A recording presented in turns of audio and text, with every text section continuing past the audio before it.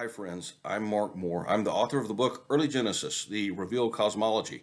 I think there's a link to it on Amazon in the description section of this video. And I'm going to talk today about why the church has the structure of the ark wrong in the Old Testament.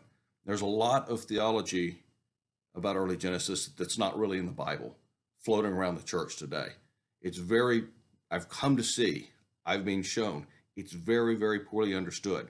And because of that, some later things are poorly understood too. But I'm going to start with a small thing, the form of the ark. And hopefully it'll open your eyes that, gee, things I thought were true all my life and everybody assumes are true are not really in the text. And maybe that'll just perhaps pick your intellect and you'll say, I need to look and see maybe if there's more that we think is true about early Genesis that really isn't. So, the ark, what does it look like? Well, you've seen the pictures that the various artists have put up. You've seen the models that people have built of it.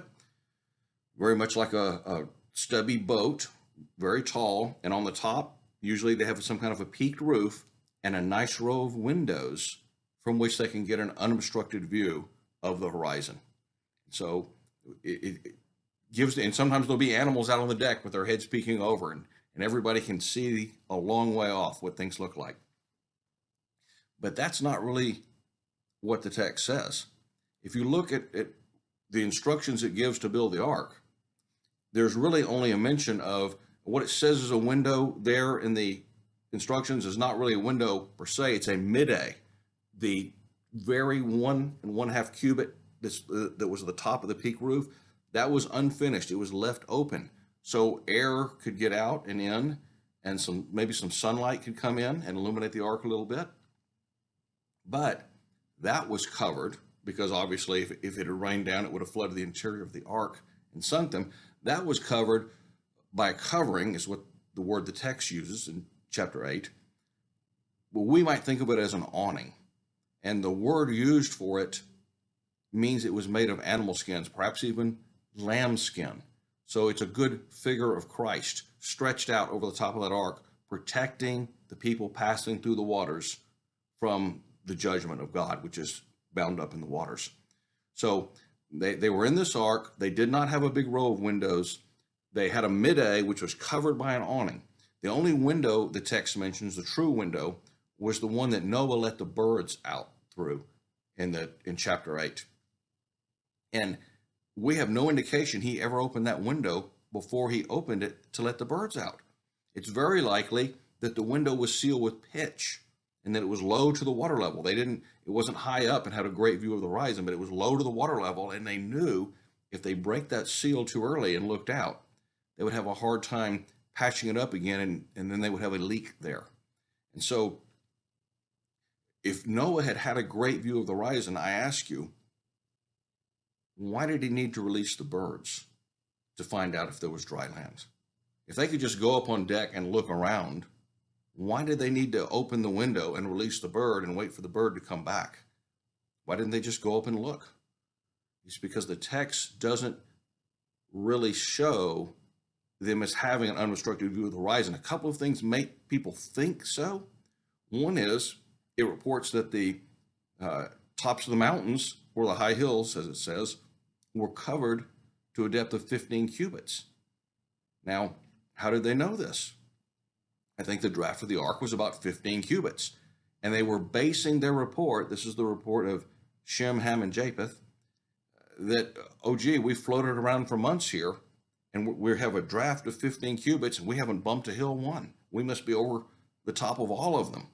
And of course, they could go up high and they could peek under the awning. Imagine an awning over the top part of the ship, and your eyes, you could see a little way. You couldn't see all the way to the horizon, but you had a little bit of visibility under that awning. Maybe they could see 300 yards, maybe 500 yards in the distance, but they couldn't see miles away because they had the awning over the top. Now, some of you have put on awnings over the back of a pickup truck, for example, and that's not all that easy. And you're on the outside of the truck. Try doing it from inside the bed of the pickup truck. And that's the situation they were in with the ark. They had put that awning on, stretched it when they were outside the ark. They went inside the ark prior to the rains, and the text says that the Lord shut them in. And then the floods came, and they didn't want to take that awning off until they were very sure that they could go outside. They didn't want to take it off and a week later and find that the ground was still too wet, and then it rains on them again while they're stuck in the ark. They waited a long time. You just read the text through there, and they had no idea the ground was dry until they released the birds, showing that they didn't have a view. In fact, if you go to verse 13, it makes it clear it's when they suspected things were dry, or they knew things were dry because the bird had come back with the olive leaf plucked. Then they waited a week still, and then they took the awning off, or the cover off, and it says, behold, the ground was dry. Then they saw it for themselves, what they knew before only because of the bird coming back. They did not have an unobstructed view of the horizon until that cover came off in verse 13. So now, one or two things that makes you wonder about this is that in verse 8:5 it says, the tops of the mountains were seen. But then a few verses down in verse 9 it says, the waters covered the face of the whole earth. So that seems to be a contradiction, but it's really not.